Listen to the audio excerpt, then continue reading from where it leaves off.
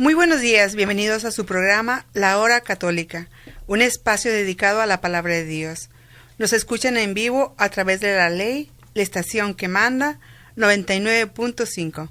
Y también nos pueden escuchar a través de internet en www.995fmradiolалей.com y a través de la ley móvil 401-347-0320. Me da mucho gusto saludarles el día de hoy. Mi nombre es María Leal. Para empezar nuestro programa, queremos agradecer a nuestros patrocinadores por su generosidad. La Palma Mexican Restaurant en Hermiston, Oregon. Doñitas Tacos en Umatilla, Oregon. Servicio Profesional de Taxas con Silvia Ramos en Sunnyside, Washington. Taquería El Charrito de Pennington, Oregon. Una vez más, queremos darle las gracias a nuestros patrocinadores. En cabina nos acompaña nuestro querido director general de la Hora Católica, el Padre Luis Manuel Flores Alba, que esta mañana nos va a hablar del tema titulado Israel, país donde Jesús realiza su misión mesiánica.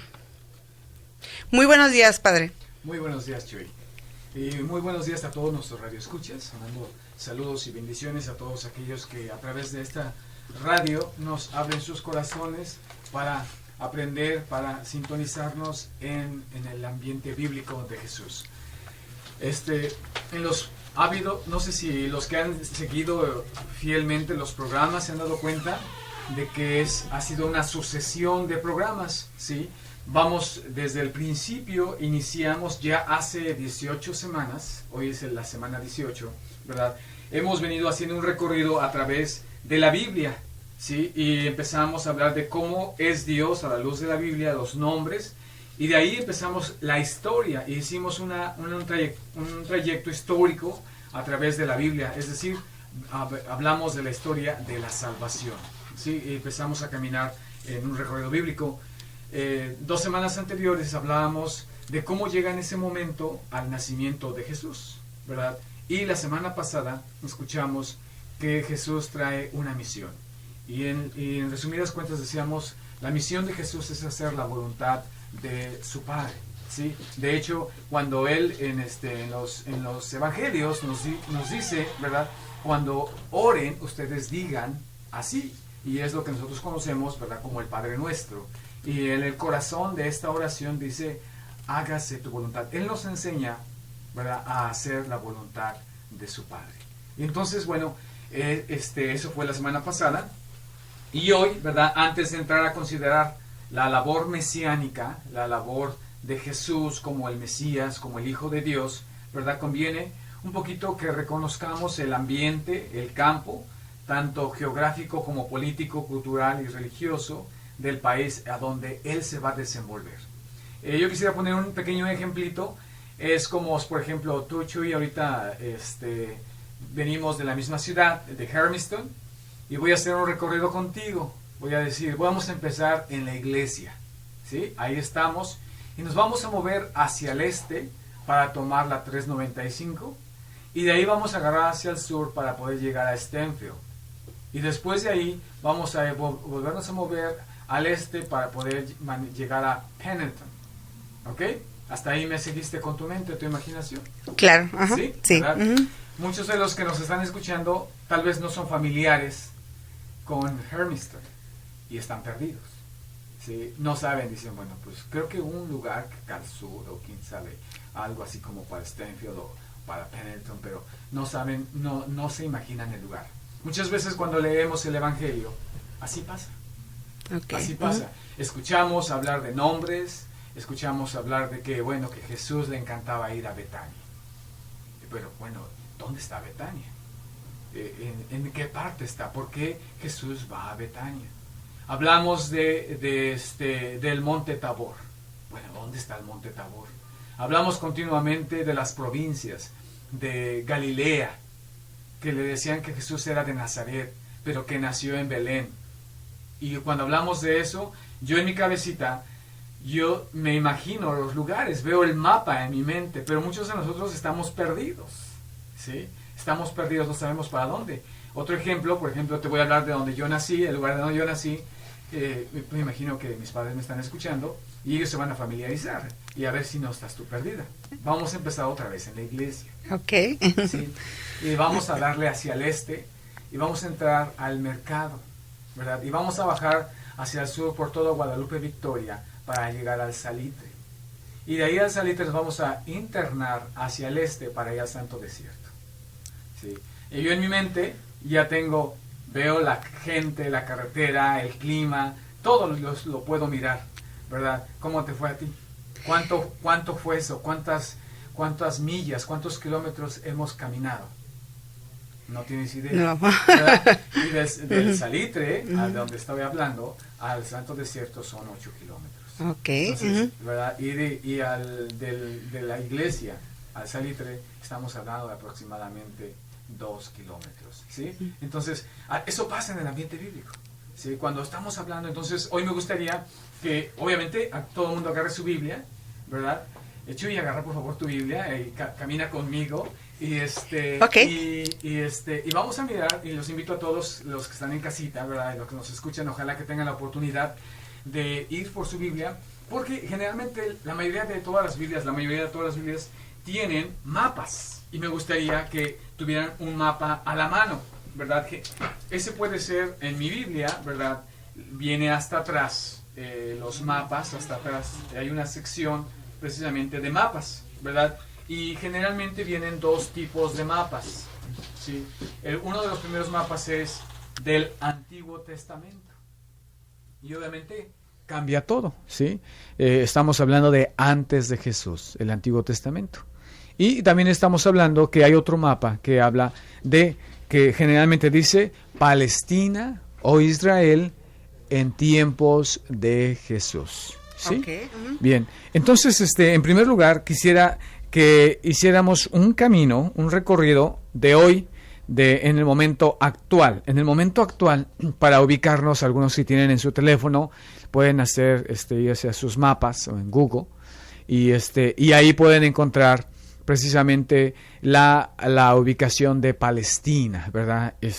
O Israel. Ahorita sabemos que estamos en el conflicto de Palestina contra Israel, ¿verdad? Que ha ayudado desde el siglo pasado, aproximadamente se encuentra en 1947, 1948 comienzan las guerrillas y hasta hoy sigue ese conflicto. Luego hablaré de ello, ojalá que me alcance el tiempo, ¿verdad? Pero pero digo esto para referirme continuamente en los tiempos de Jesús se llamaba Palestina, ¿sí? Y hoy, bueno, Palestina ha sido reducido a algunos territorios muy pequeñitos y hoy se habla más de Israel. Y entonces quiero decir que si tomamos nuestro mapa, al norte actualmente encontramos principalmente el Líbano, es el norte, ¿sí? Haga de cuenta que voy a decir, al norte de Oregon, ¿qué está? Washington, el estado de Washington. Asimismo, el país, obviamente aquí son estados, ¿verdad? Pero el país que está al norte de esta región que estamos hablando hoy es el Líbano, y un poquito al norte, para el este, está otro lugar que conocemos mucho, y es el país de Siria, que hemos escuchado mucho por el ISIS o el ISIS, como le llamemos. En el sur nos encontramos con las estepas del monte Sinaí, ¿sí? Está colindando con la parte ya yendo hacia África. Recuerda que en el tiempo de Moisés los israelitas salieron de ahí de Egipto, África, y caminaron todo eso, pasaron por el Sinaí, donde reciben las tablas, ¿verdad? Y entran a la tierra prometida. Entonces hablamos de eso. Entonces hablamos del sur, ¿verdad? Que es la parte del Sinaí, hablamos de la parte del norte, y voy a decirte que Jesús no sale de esa parte, ¿no? Estamos hablando de que ese territorio entre el norte y el sur aproximadamente son 400 millas. Estamos hablando no ni tan largo como el estado de Oregon de nosotros, es como la mitad del estado de Oregon de distancia, son como 400 millas de lo que estamos hablando. El territorio no es muy grande, pero ahí es toda la historia de la salvación, ¿sí? Ahí se desencadena todo Jesús, y Jesús camina en esas tierras, es lo más importante, obviamente, es caminar y también, bueno, los que tenían más posibilidades, pues había esos viajes en burro, o había esos viajes incluso en yuntas, ¿verdad? Bien, en fin. Y por el lado oeste tenemos el mar Mediterráneo, si no hay nada. Sí, bueno, al decir no hay nada significa no hay nada de tierra, ¿no? Colindan con el mar que es el mar Mediterráneo, y por el lado ya del este ya está el desierto de Arabia. En ese cuadrito estamos encontrando. Entonces, ojalá que nos demos una visión, ¿verdad? Es un lugar que está colindando con el mar Mediterráneo, sí, es como una costa, totalmente una costa, ¿verdad? Al norte está Libia y Siria, al sur está África, especialmente las estepas del Sinaí, y al lado este está lo que dijimos, Arabia, ¿sí? Los desiertos de Arabia. Ahí es una tripita, ¿sí? Una tripita, ¿sí? Una línea, ¿verdad? Una línea que va. Primero Dios, pues estamos planeando nuestra ida nuevamente para el próximo año, especialmente invitándolos desde el encuentro matrimonial a esos lugares hermosos, ¿verdad? Ojalá que te vayas dando una idea, y también me encantaría que ahorita me fueras preguntando, ¿verdad? Y ojalá que con estas palabras todos los radioescuchas se vayan imaginando ese lugar. Ahorita nada más quisiera que se lo imaginaran así como está ese lugar, y voy a hablar del clima, voy a hablar de la agricultura, tanto de hoy como de esos tiempos, para mirar en dónde, qué fue lo que, cuando Jesús abrió los ojos, qué fue lo que miró, ¿sí? Okay. Y eso sería el lugar muy importante. Bien, entonces podríamos hablar de que está dividido generalmente en 4 zonas. Podríamos hablar un poquitito, ¿verdad?, que la costa mediterránea, la primera parte, está formada por las llanuras de Sarón y la región filistea, y es un suelo rico debido a la facilidad de riego. Entonces, en la costa mediterránea, toda esa, como dijimos, está ahí es todo costa, ¿no? Entonces, ahí eso se llama la costa mediterránea, toda la playa, todo lo que va, que está pegado al mar. Obviamente, recuerda, pues, si tenemos agua, hay vida.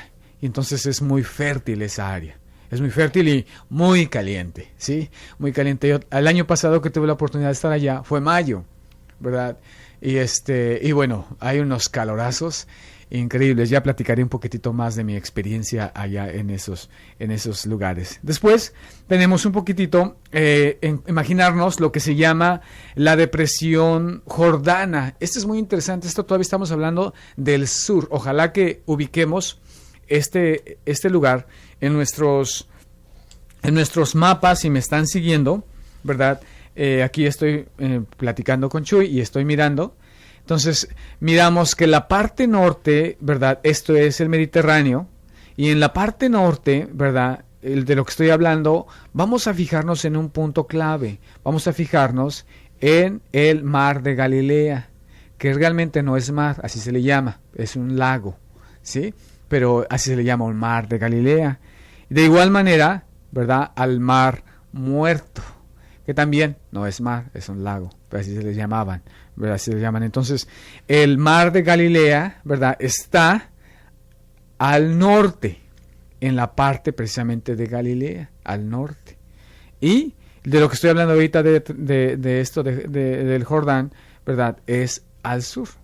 Esta es la parte. Sí, son los límites, todo esto de aquí de estos lagos, si los miren en sus mapas, hacia la izquierda, ese es el territorio, para allá ya es Arabia, como les he dicho. Entonces, toda esta franja, esta es la parte que estamos platicando, y ahorita estoy hablando precisamente de la parte sur. He hablado de esta costa, de la costa de que está colindando con con el mar Mediterráneo, y voy a hablar un poquitito de la parte sur, que es lo que se llama la depresión Jordana. Y ahí, ahí lo más importante ahí, lo que podemos mirar, y mucha gente va, es por esas aguas del mar muerto. ¿Tú sabes, Chuy, por qué le llaman el mar muerto? Un poquitito. Pienso que porque no hay vida. Exactamente. ¿Y por qué no hay vida? Si hay agua, hay vida. Pero ¿qué hay en el agua que no permite la vida? Hay una alta densidad de sal. ¿Sí? Podríamos llamarle que es el 24% mayor de sal, es decir, 5 veces más que un mar normal. No sé si te ha pasado cuando yo era chiquillo, era adolescente, la primera vez que fui al mar, yo lo vi tan hermoso, fui a Acapulco, ¿verdad? Allá en México, y lo vi tan hermoso que yo me metí, ¿no? Después te platicaré de las olas, ¿verdad? Que lo que me pasó, la revolcada que me dieron. Pero yo estaba acostumbrado a la alberca, y entonces cuando me llegó el agua a la boca, con la emoción, bueno, ya te imaginarás lo terrible que eso significa, ¿no? El tener el agua del mar en la boca. No, es una sensación. Horrible. Sí, ¿verdad? Uh-huh. Y yo era un jovencito cuando por primera vez fui al mar, y me quedé con ese trauma, ¿no? Quedé en shock Ahora imagínate 5 veces mayor la densidad de la sal. De tal manera que es bien interesante que ese mar te puedes acostar y no te hundes. ¿Sí? Haz de cuenta como si se siente como si estuviera como esos colchones de agua, así que te acuestas así y quedas como flotando y sientes como así como como resortes, ¿verdad? Sí, así puedes acostarte en ese mar. Wow. Sí, puedes sentarte y obviamente se hunde un poquitito la parte de tu cuerpo, ¿verdad? Pero puedes levantar así las manos, o sea, te cuestas y es una sensación increíble. Y además esta parte, fíjate que es increíble en el mundo, es única, porque además de eso está bajo la superficie del mar. Generalmente todo lo medimos, ¿cuántos metros, cuántos pies arriba del nivel del mar? Bueno, esta superficie está bajo el nivel del mar. ¿Sí? Es una región diferente, es increíble, es única en todo el mundo, ¿verdad? Y está 392 kilómetros bajo el nivel del mar. Estamos hablando, sí, aproximadamente de unas 200 millas bajo del nivel del mar, ¿no? Entonces, no lo sientes, y es increíble porque la sensación es increíble porque es las faldas, si estamos hablando de un cerro, ¿sí? Las faldas del monte Hermón, ¿sí? Que el monte Hermón lo miras grandísimo, lo miras hacia el este. Es una cordillera increíble, así unos cerros, una cordillera llena de cerros, por donde entró el pueblo de Israel, donde Moisés miró la tierra prometida. Ahí es eso. Y no entró, ahí murió. Y al descender es una bajada increíble y ahí llegas a ese mar, al mar muerto, que se llama. Esa es la parte, ¿verdad? Después vamos a hablar de la parte montañosa, ¿verdad? La parte montañosa cubre especialmente la parte del sur, a un lado de lo que estoy hablando, de esto, lo que significa Jerusalén, hablar de una ciudad importante, Jerusalén y Samaria. Está llena de montañas, todo eso es montañoso, ¿verdad?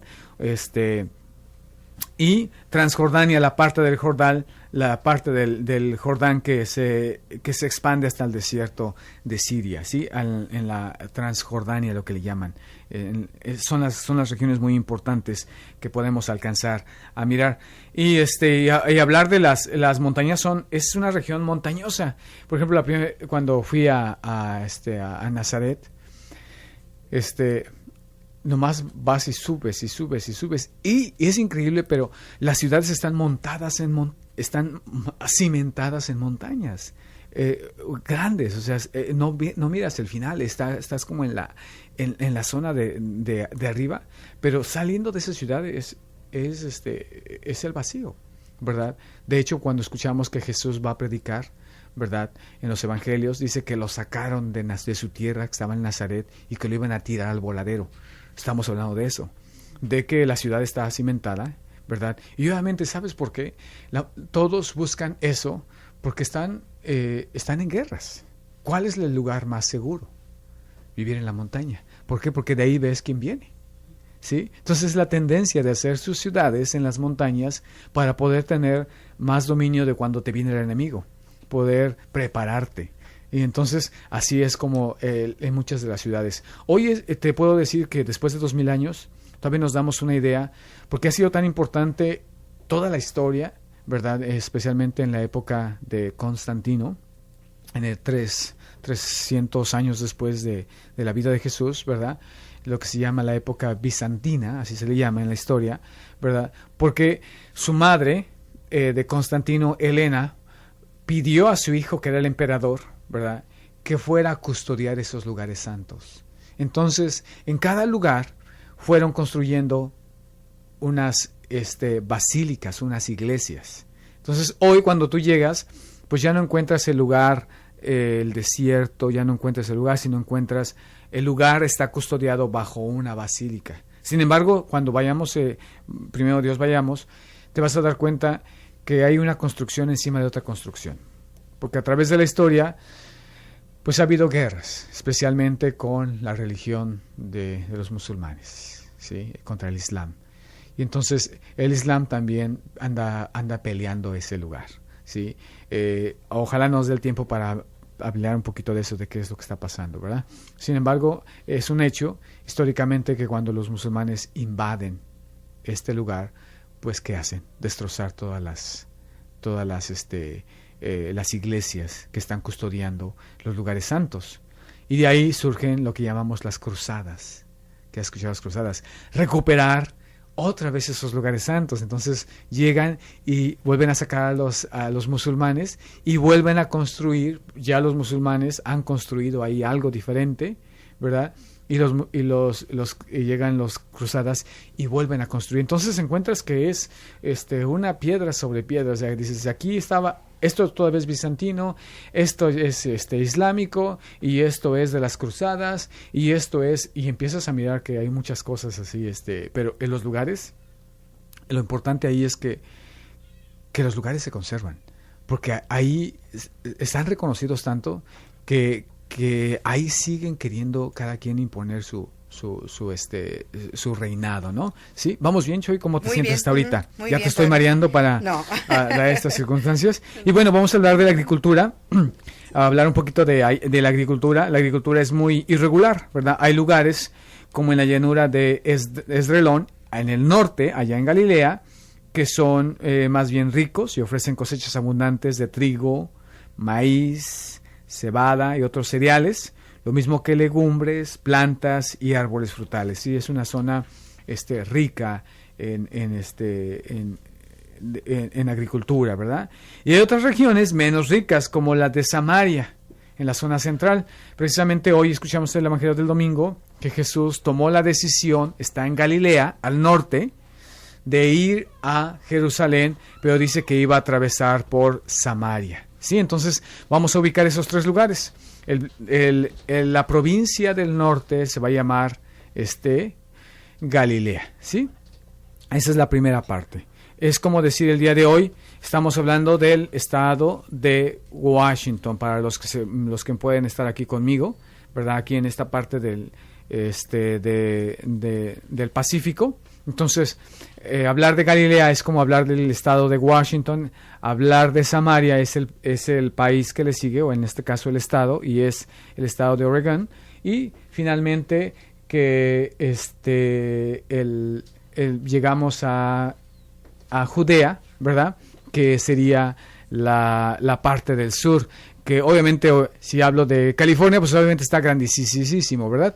Y hablaríamos solamente de esto. Entonces hablamos como 3 cubos, uno encima del otro, ¿verdad? Norte, la mitad, y el sur. Galilea al norte, Samaria a la mitad y Judea al sur. Ahora quiero hablar de esto.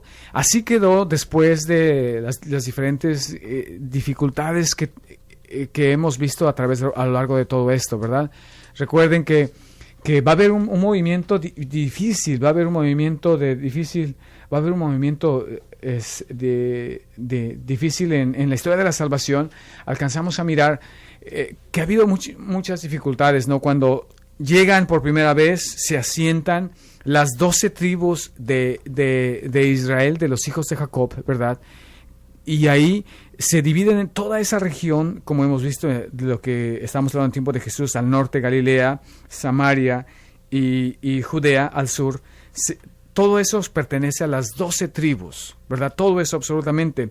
Pero con el reinado de David, todo eso se convierte porque cada quien reinaba en sus pequeñas tribus, cada quien era el jefe. Y David lo que hace es unificar todo eso. Unificar, que solamente sea un solo reinado. Toda esta parte llega a ser reinada y unificada a través del rey David, y después llega a su gran esplendor a través de su hijo Salomón. ¿Sí? Pero después del hijo de Salomón, de Salomón, viene la división de los reinados, y solamente queda al sur lo que se llama Judea, y al norte se le va a llamar de aquí en adelante Israel. Viene esta división. Después, cuando viene el exilio, cuando son sacados, ¿verdad?, por los babilonios, ¿verdad?, y cuando comienza a regresar a través del nuevo reinado de Persia, de Siria. Estoy hablando de todo esto, que es lo que ya hemos visto en todas las semanas, ¿verdad?, que son regresados. Bueno, pues unos empiezan a llegar a Samaria. Hablamos ahí de las 5 tribus que se mezclan con Samaria, y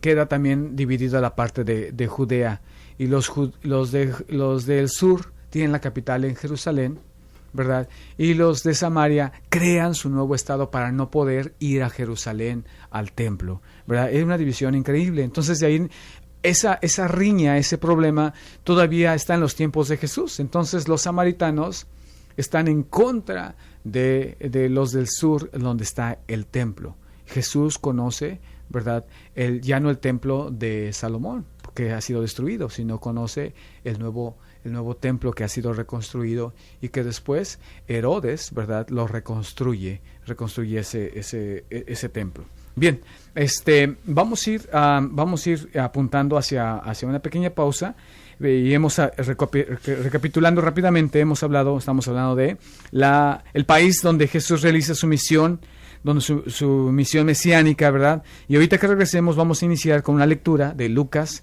capítulo 3, de los versículos del 1 al 3, para mirar que todo esto que estoy hablando y esto que voy a continuar a hablar de la cuestión política, de la organización religiosa, bueno, está ahí sacada en la Biblia. Y todo esto que estamos hablando es a través de las investigaciones de la historia, de la geografía. Vamos a continuar. Entonces vamos por un pequeño descanso.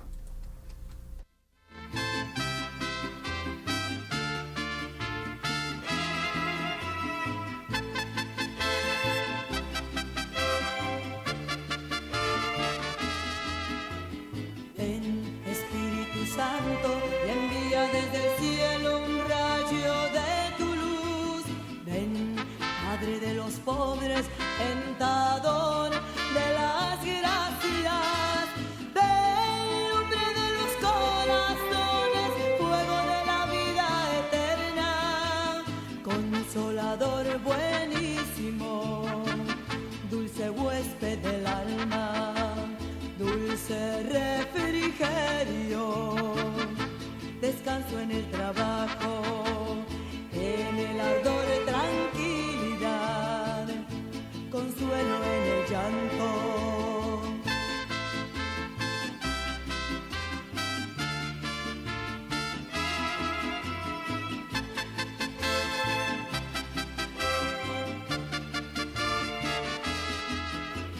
Lava lo que está manchado, riega lo que es árido, cura lo que está enfermo, doblega lo que es rígido y calienta lo que es frío, dirige lo extraviado.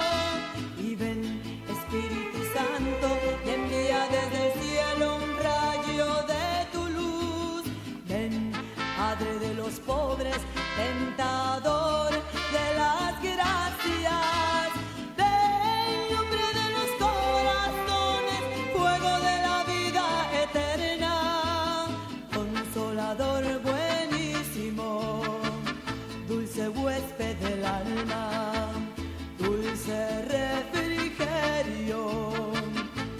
descanso en el trabajo, en el ardor tranquilidad, consuelo en el llanto.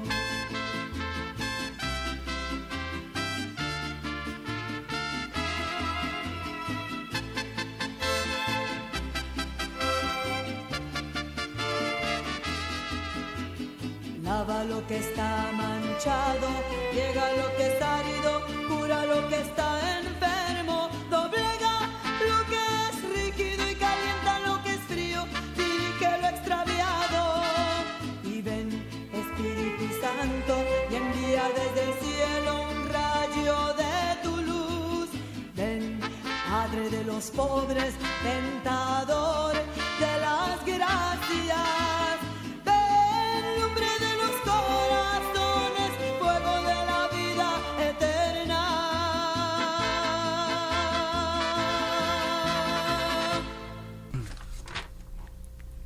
Bienvenidos nuevamente, gracias por continuar en su sintonía. Les recordamos que estamos hablando del tema Israel, país donde Jesús realiza su misión mesiánica, explicando por el sacerdote Luis Manuel Flores Salva.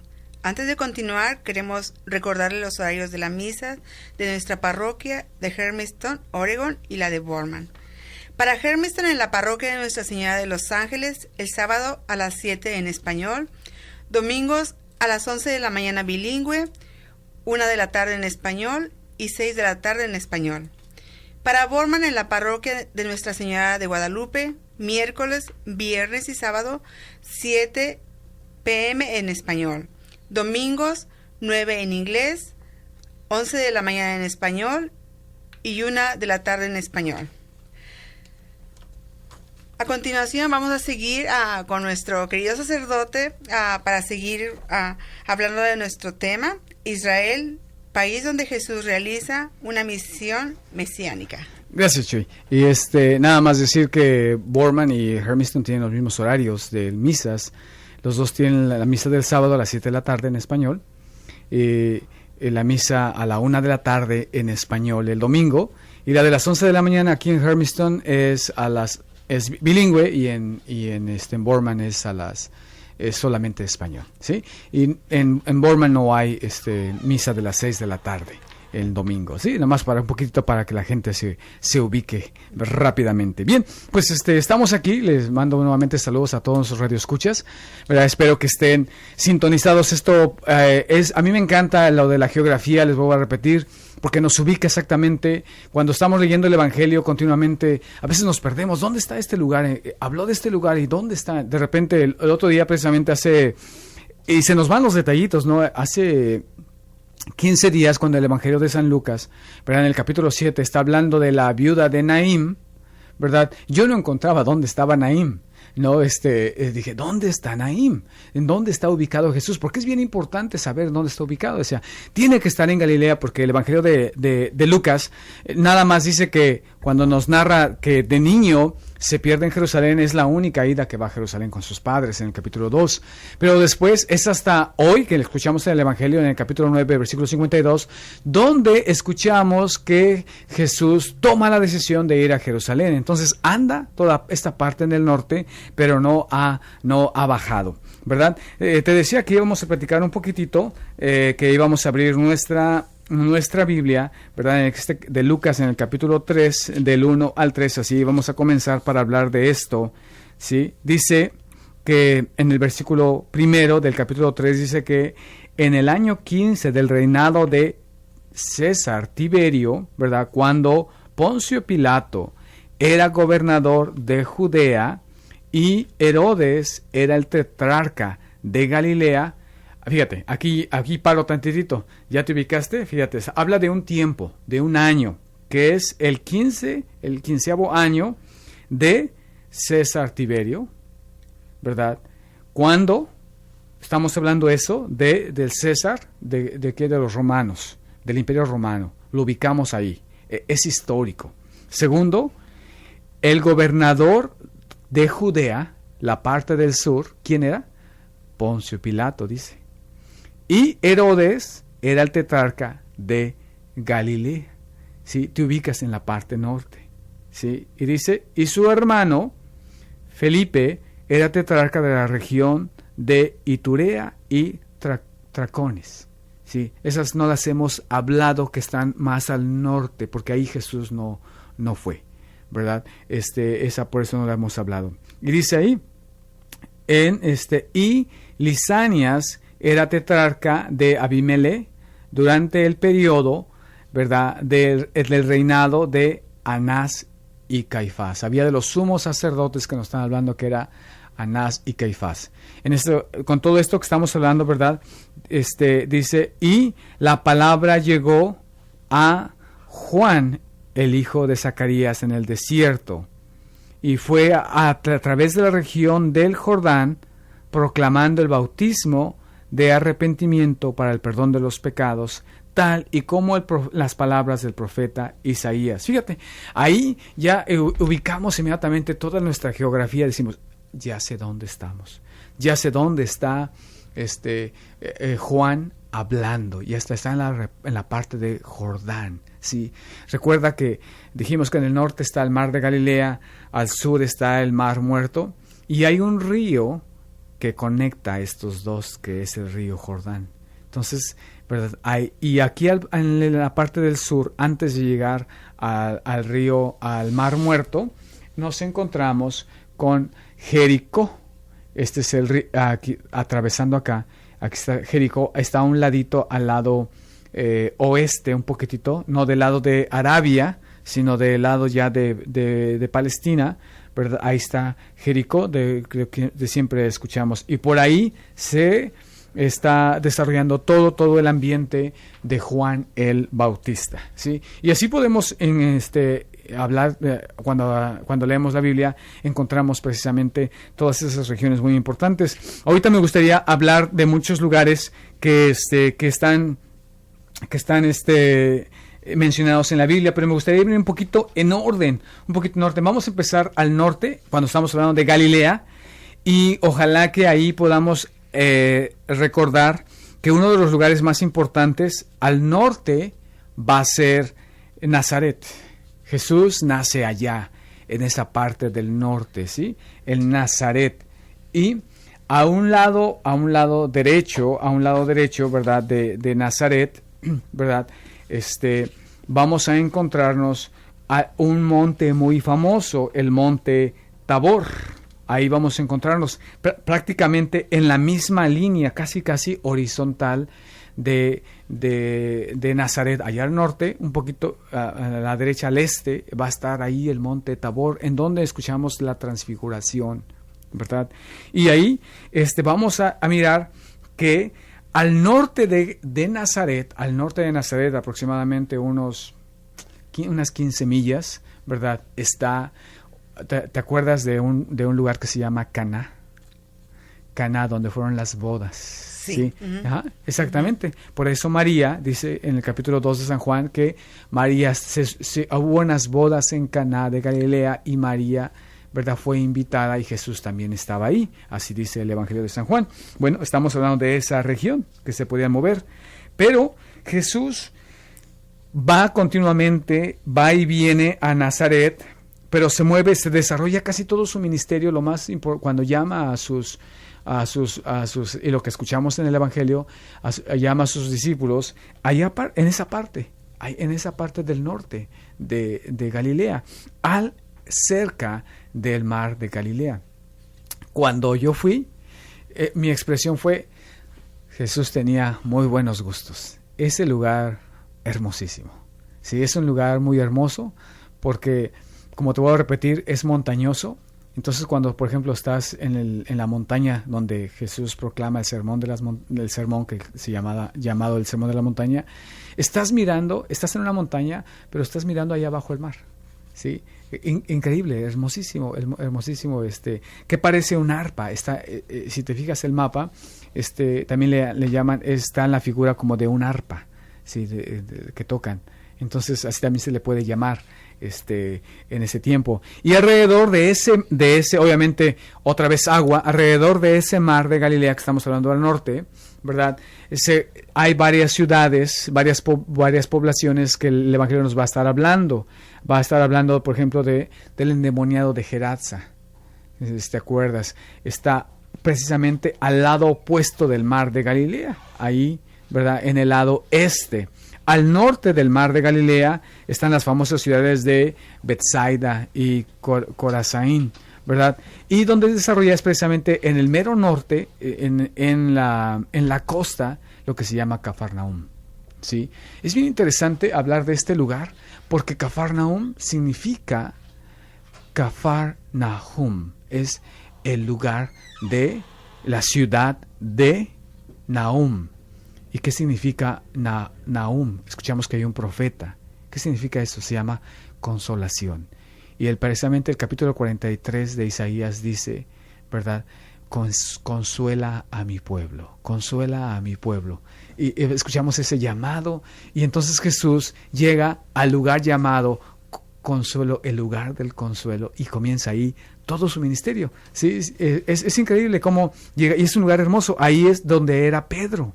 ¿Sí? De hecho, hoy que vamos allá, todavía se conserva el lugar donde era la casa de Pedro, porque la casa de Pedro llegó a ser como el hogar de Jesús, ¿verdad? Y es en esa parte norte, ¿verdad? Y después vamos, y más al norte está lo que llamamos la Cesarea de Filipo.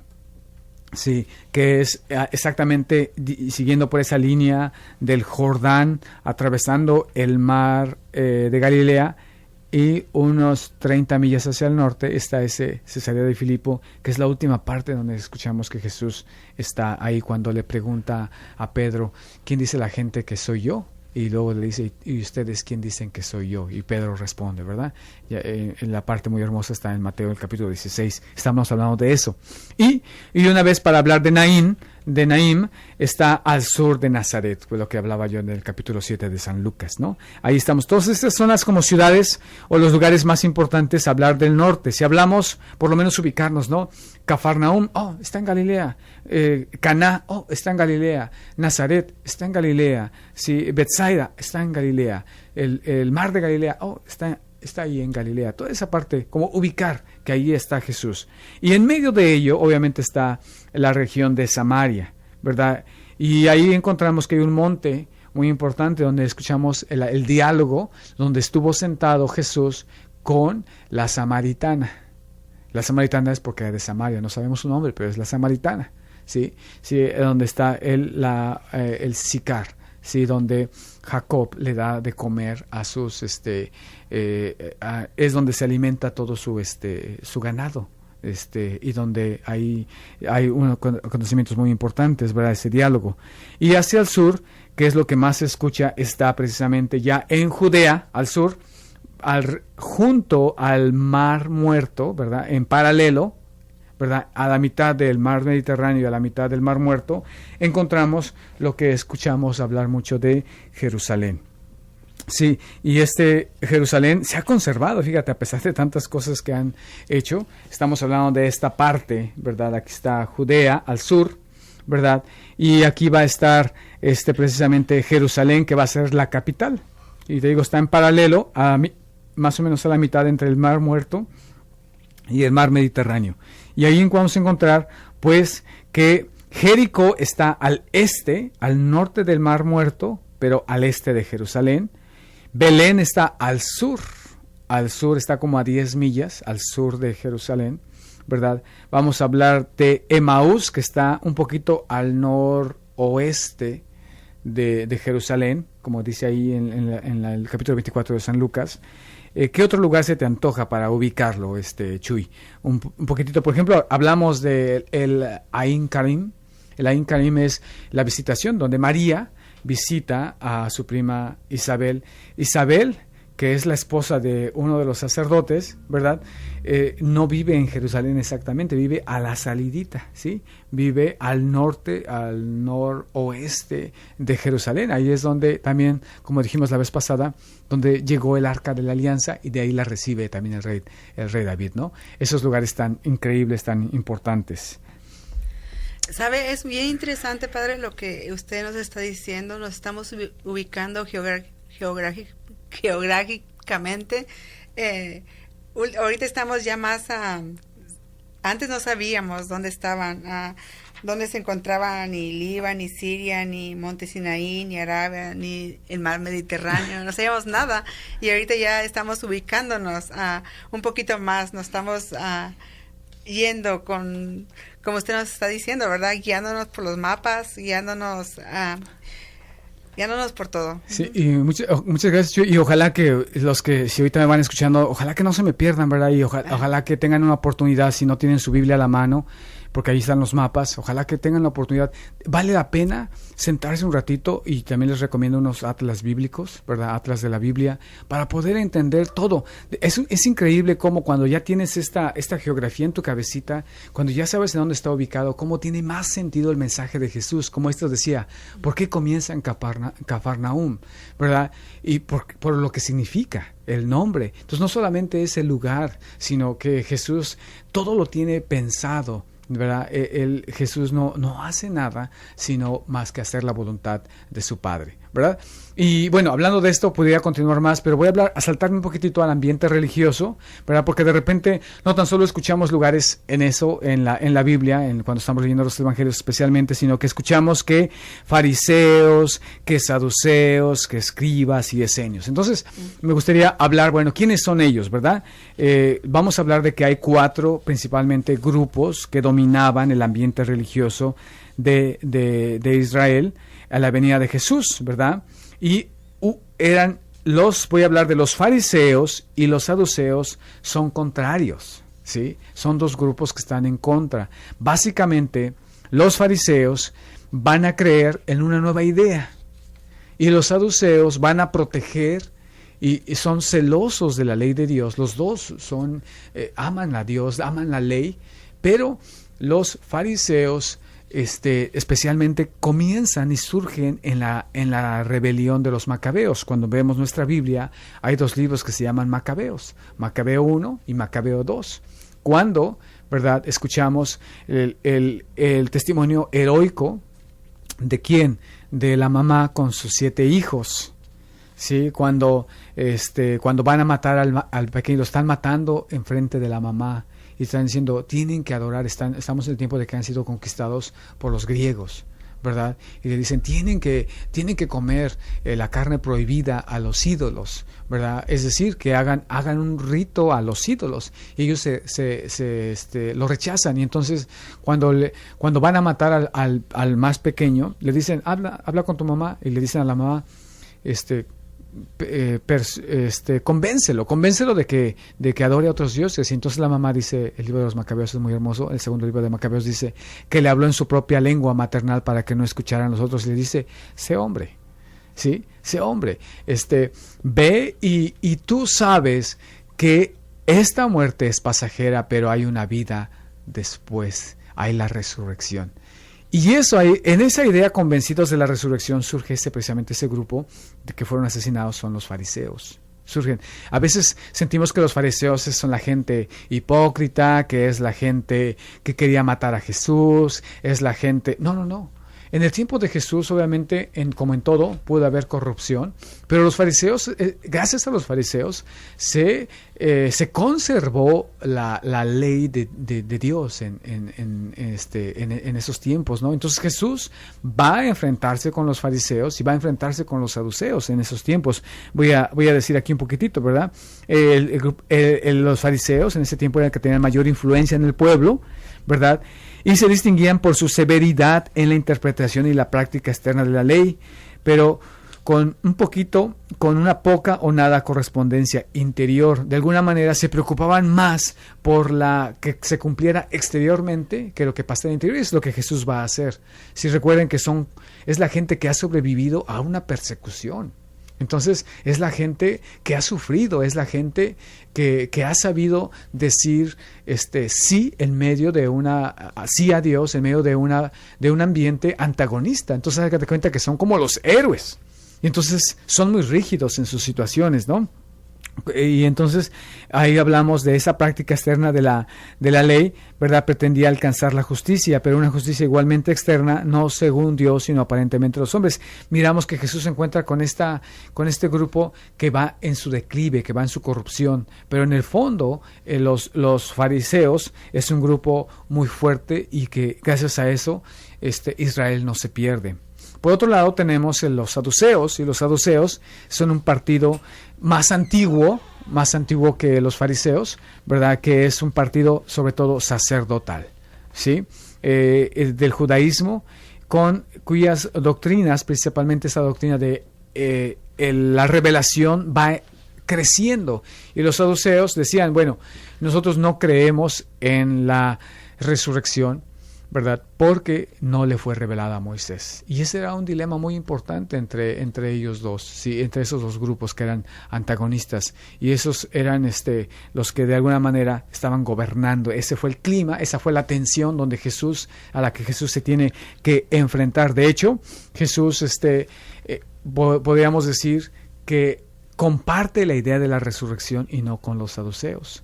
De hecho, encontramos en un pasaje muy grande que le llegan a donde Jesús define el matrimonio y los saduceos le quieren poner una trampa y le dicen, hubo una vez que una mujer, ¿verdad?, se casó con un hombre, se le murió y se casó con el hermano, como era la tradición que tenía que ser así, ¿verdad? Y dice, bueno, se casó con los 7 hermanos y todos se murieron. Cuando se muere y sea la resurrección, ¿con quién va a ser su marido? Esa es la pregunta que le hacen a Jesús, ¿verdad? Y entonces Jesús dice que qué tardos son ustedes, no han entendido que en la resurrección ya no va a haber matrimonio, que la unión más fuerte va a ser entre Dios y el ser humano, ¿no? Entonces ahí Jesús defiende la resurrección, los saduceos quieren echar abajo esa idea, pero Jesús defiende la resurrección de los muertos. Y de ahí entonces hablamos de esos dos grupos antagonistas, ¿verdad? Los fariseos, los saduceos, y encontramos otro que son los escribas. Y en los evangelios aparecen estos, tenían la principal profesión de estudiar detalladamente las escrituras. Originalmente el escriba era sencillamente una persona que llevaba registros escritos como el escribano, pero después fueron adquiriendo mayor importancia. Debido a su oficio, muy pronto cayeron en un legalismo externo.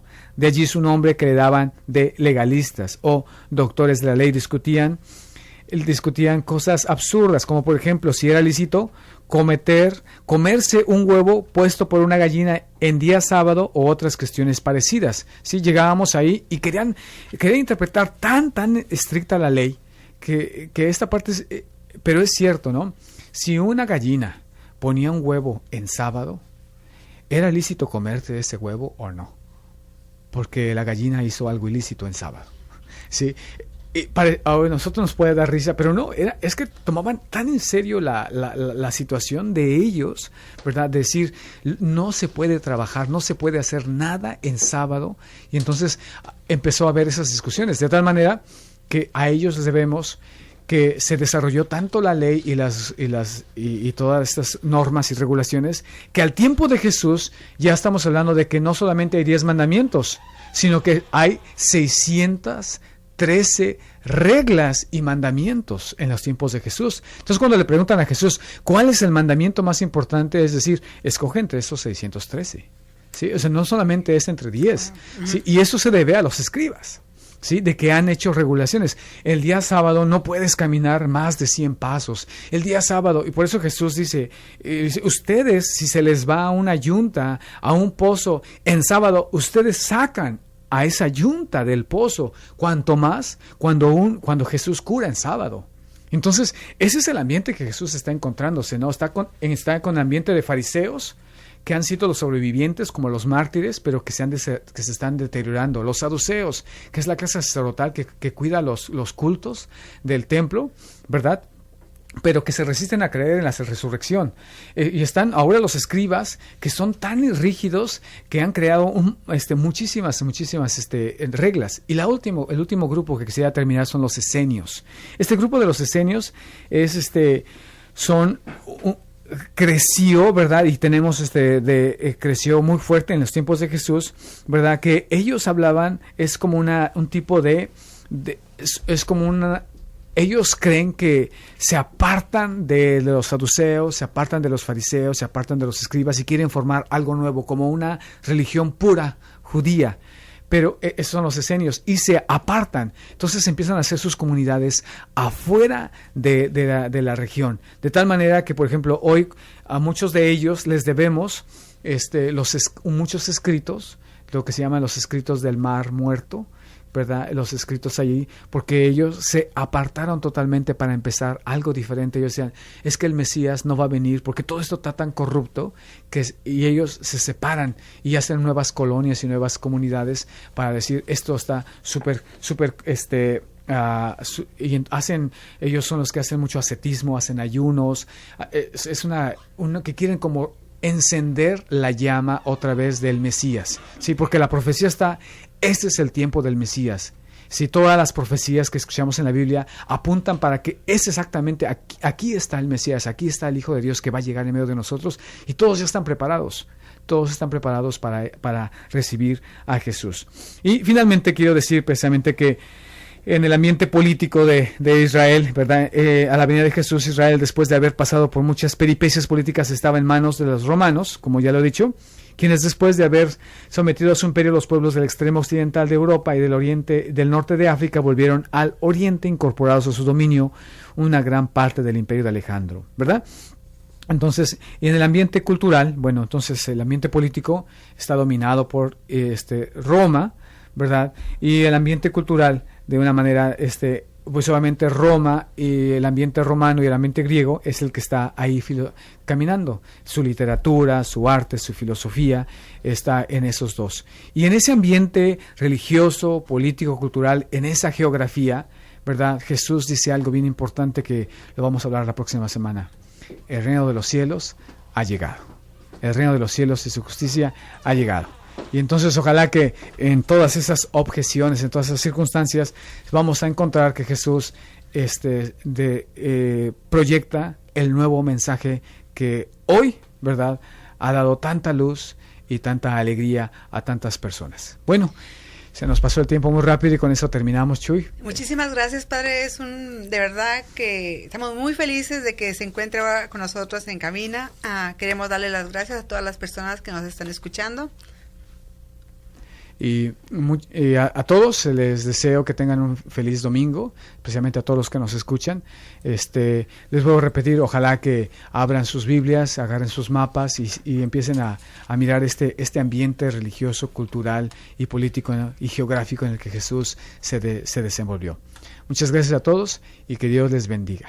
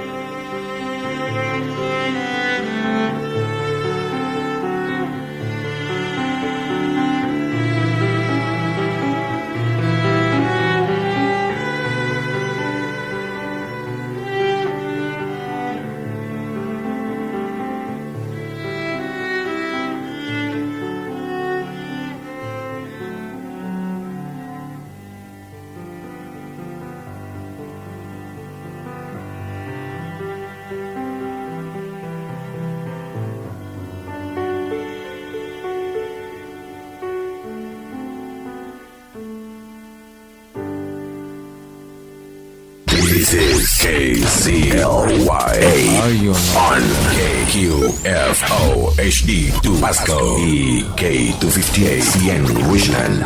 La ley 99.5, la máxima autoridad musical. Este es tu programa La Hora de la Verdad. Todos los domingos de 10 a 11 de la mañana en tu radio La Ley 99.5 FM.